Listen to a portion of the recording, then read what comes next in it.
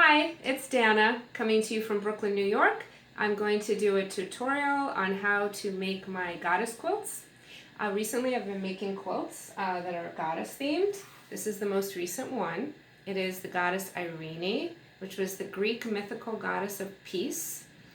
And I've gotten a lot of positive feedback. Thank you so much. So I'm going to do a tutorial and a series of videos, step-by-step instructions based on a kit that I'm producing for sale that will show you step-by-step how to produce this for yourself. So let me start by telling you everything that you'll get in the kit. The first thing that you'll get in the kit is the medium that you will be quilting on. The medium is called Stiffen, and you'll get two pieces. One is a 12 by 20 inch piece that comprises the body of the quilt. The other is a small 10 by 10 inch piece that you will use as a practice quilt. The medium Stiffen is probably new to some people. I have been using it with success since I've been doing art quilts that involve thread sketching with a lot of success to eliminate the risk of puckering. Puckering is this dreadful phenomena that happens when you put the stitches in and it starts to contract and it starts to distort the image, and it's very, very distressing. The nice thing about the Stiffen is it completely eliminates any puckering, so it'll set you up for success. The next thing that you will receive in the kit are two pieces of muslin fabric. One is small, and if you can see it, it has an outline on it of the entire shape of the face and neck and shoulders. And this does not contain any fabric, but it doesn't matter because you'll be using the same technique on your practice quilts that you will be using on the large quilts.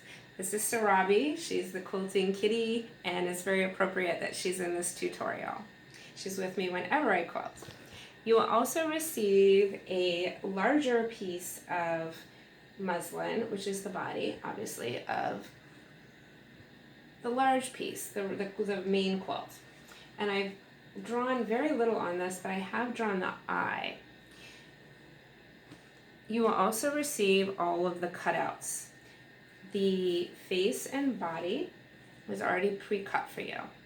And I did this because I wanted it to be very precisely cut and I needed to draw the eye on, so I wanted it to be well done.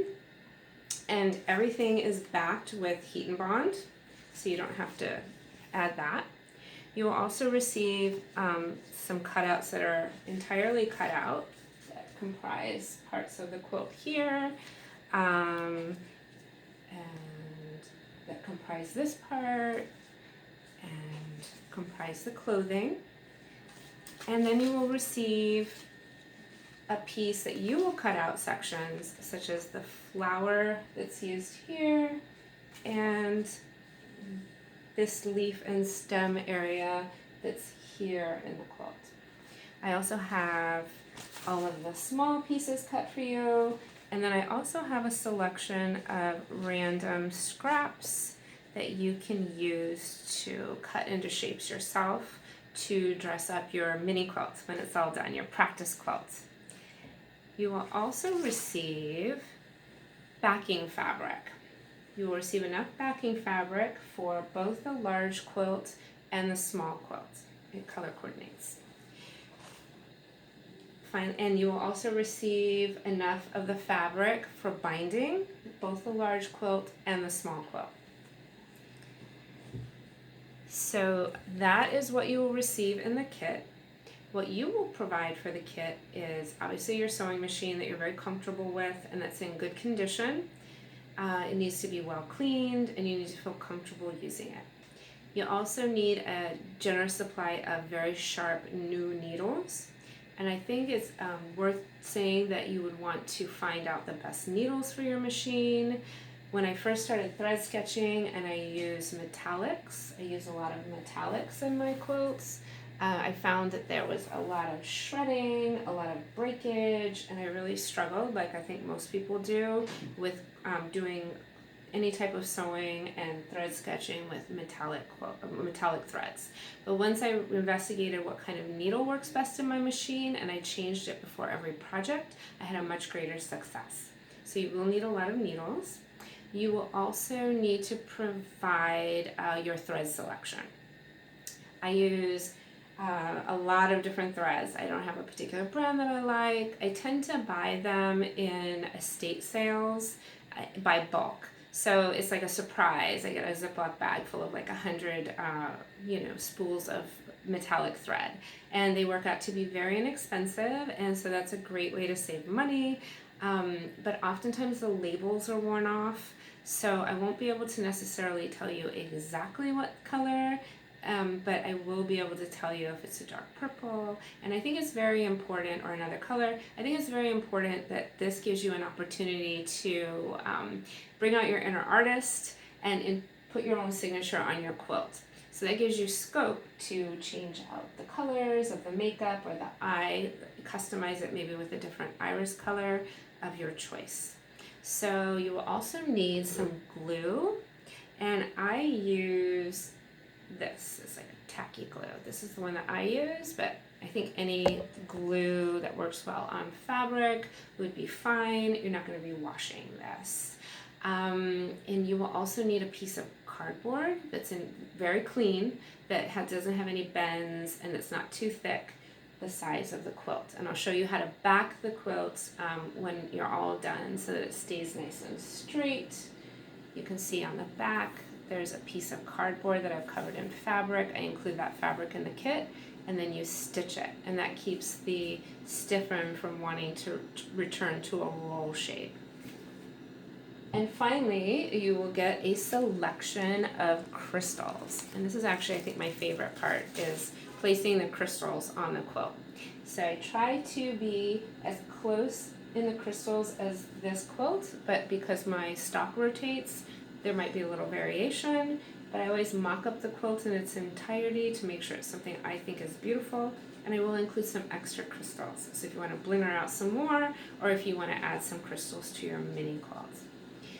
I think it's important to recognize that we're going to be using certain techniques, including sewing techniques, thread sketching, free motion quilting, raw edge applique, and binding. So I don't think this is a kit for a very new newbie that has never done any type of art quilts before, or hasn't sewn, or hasn't done some sort of thread sketching, at least is familiar to some degree.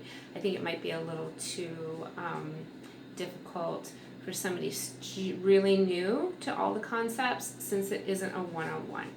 Hopefully, once we can be more social with each other, I'll be able to teach classes one-on-one, and then I think I could work with somebody who's new to all of the techniques one-on-one, and start with a new person. But at this point, I think the kit that I'm producing is more for an intermediate, someone who's comfortable, has intermediate skills, and has done some art quilting and quilting before.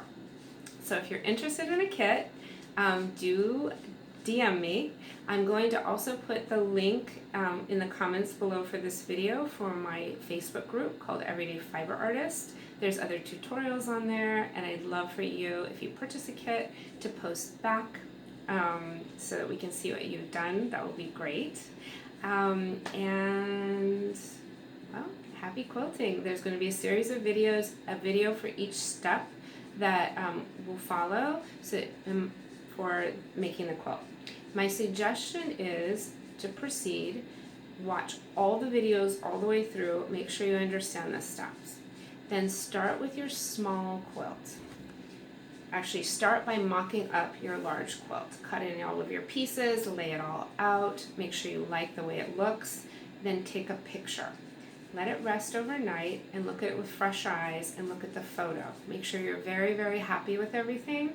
And then the parts that overlap, cut them out so that A, you can use them on your mini quilt for decoration, and 2, it doesn't create such a thick density for you to sew through. So once you do that, you mock up your big quilt, set it aside.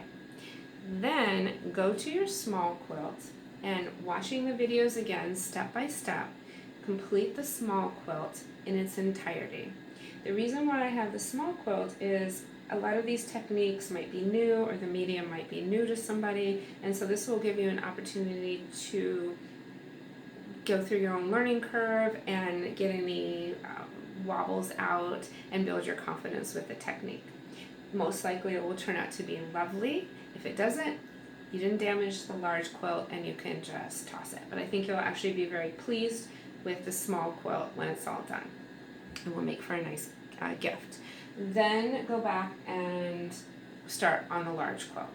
The reason why I say this is this medium is very, very difficult once you sew to remove the stitches. So I really do recommend that you start with a small kit, do it small piece, do it its entirety, and then work up to the large kit. So I hope you enjoy the tutorial. It's going to be a step-by-step video of each step on my machine while I use the kit that I just showed you to make this quilt. All right, happy quilting!